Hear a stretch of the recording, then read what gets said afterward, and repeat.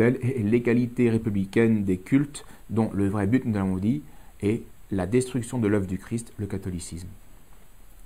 Napoléon, impatient de diriger le pape pour mieux gouverner l'Europe, écrivait le 13 février 1806 à Pie VII « Votre sainteté est souveraine à Rome, mais j'en suis l'empereur. » Il se croyait au-dessus du pape.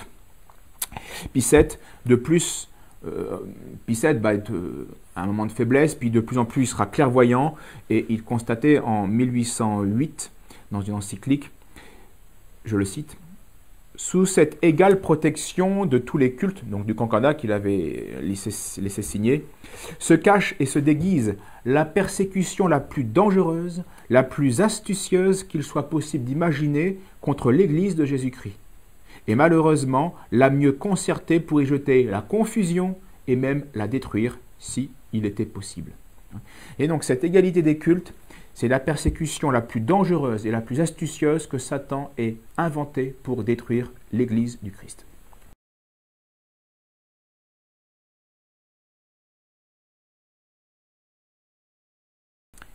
Je m'explique. Revenons à Pie VII, puisque nous avons parlé de lui tout à l'heure.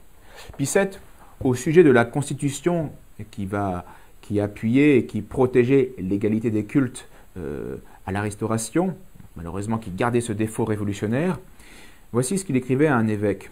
« Il n'est pas, certes, besoin d'un long discours.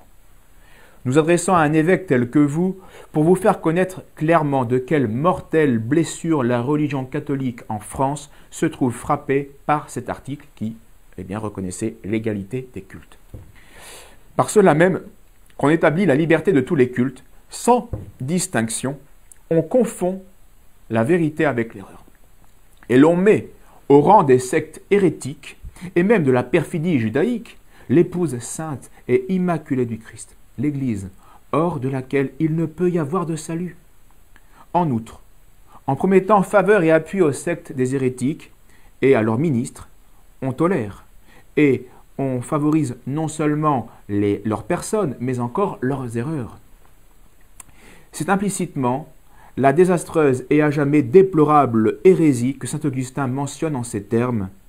Elle affirme que tous les hérétiques sont dans la bonne voie et disent vrai. Absurdité si monstrueuse que je ne puis croire qu'une secte la professe réellement, explicitement.